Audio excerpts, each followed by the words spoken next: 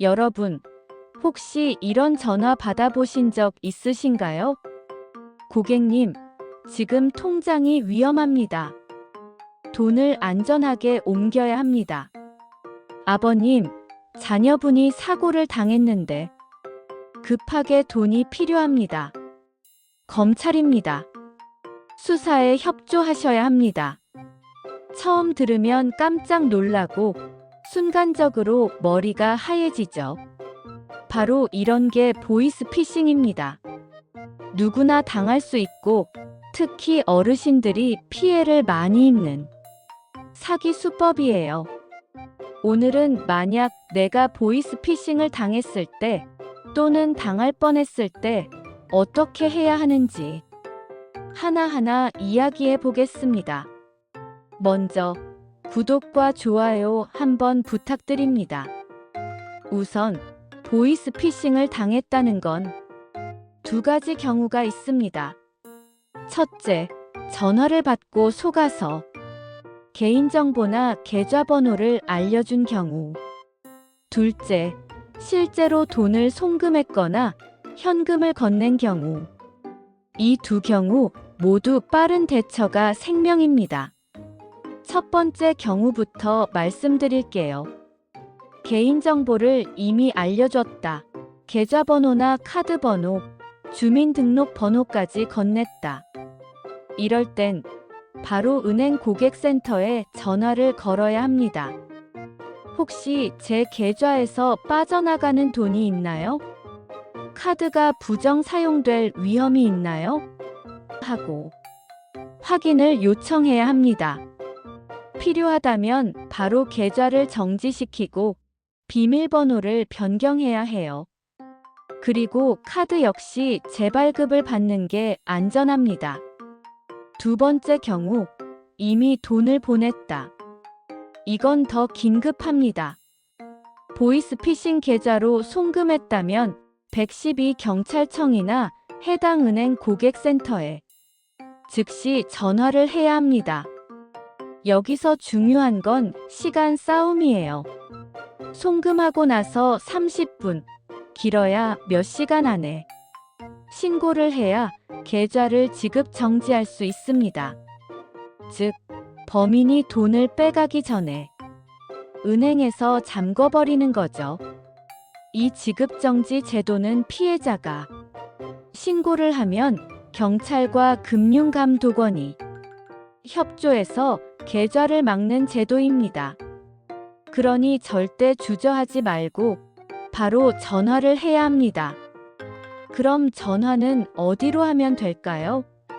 첫째, 경찰청 112. 둘째, 금융감독원 1332. 셋째, 내가 송금한 은행 고객센터. 이 세 가지는 꼭 휴대폰에 저장해 두셔야 합니다. 특히 112는 가장 빠르고 확실한 방법이에요. 혹시라도 현금을 직접 전달했거나 누군가에게 카드를 맡겼다. 이건 바로 112 신고를 해야 합니다. 범인들이 대포 통장이나 현금 수거책을 통해 돈을 가져가는 경우가 많거든요. 경찰이 CCTV를 추적해야 하기 때문에 한시라도 빨리 알려야 잡을 수 있습니다. 여기서 한 가지 중요한 팁을 드리겠습니다. 보이스피싱을 당하면 대부분 내가 왜 그랬을까? 너무 바보 같았어 하면서 부끄러워 신고를 안 하시는 분들이 계세요. 하지만 절대 부끄러워 하실 필요 없습니다. 이건 수법이 날로 교묘해져서 누구라도 속을 수 있는 문제예요. 신고를 늦추면 늦출수록 피해 금액을 돌려받기 어려워집니다. 그리고 신고를 한 뒤에는 피해구제 신청을 해야 합니다. 은행 창구에서 보이스피싱 피해구제 신청을 하고 싶다고 말하면 범인이 돈을 빼갔는지 여부를 확인한 뒤 잔액이 남아있다면 동결해 줍니다. 그리고 법원의 절차를 거쳐 돌려받을 수 있어요. 다만 시간이 걸리기 때문에 서류를 꼼꼼하게 준비해야 합니다. 신분증, 송금 내역, 피해 사실 확인서 같은 것들이 필요하죠. 또 하나, 만약 보이스피싱 전화를 받았는데 아직 돈을 안 보냈다. 그렇다면 다행입니다. 이럴 때는 전화를 바로 끊고 번호를 차단하세요. 그리고 110이나 금융감독원 1332에 이런 전화가 왔다고 꼭 신고를 해주세요. 이런 신고가 모여야 새로운 사기 번호들이 차단됩니다. 보이스피싱을 예방하려면 생활 속에서 몇 가지 습관을 들이는 게 좋아요. 첫째, 모르는 번호로 전화가 오면 무조건 의심부터 하기. 둘째, 돈을 보내라, 계좌를 알려달라, 검찰이나 경찰이다 하는 말이 나오면 즉시 끊기. 셋째, 가족이나 지인에게 바로 사실을 확인하기. 예를 들어 아들이 사고를 당했다는 전화가 오면 바로 아들 본인한테 전화를 해보는 거죠. 요즘은 카카오톡이나 문자로도 보이스피싱이 옵니다. 택배 배송비 추가 결제라든가 정부 지원금 신청 같은 링크가 대표적이에요. 절대 클릭하지 마시고 삭제해버리세요. 이걸 누르는 순간 휴대폰에 악성 앱이 깔려서 은행 비밀번호까지 털릴 수 있습니다.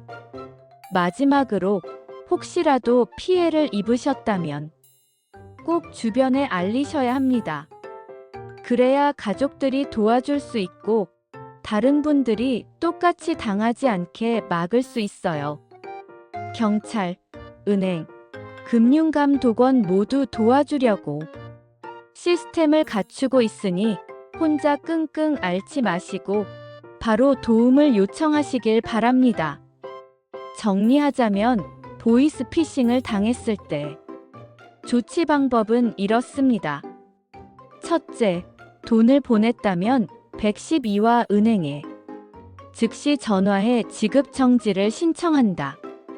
둘째, 개인정보를 넘겼다면 은행 계좌를 정지하고 비밀번호를 바꾼다.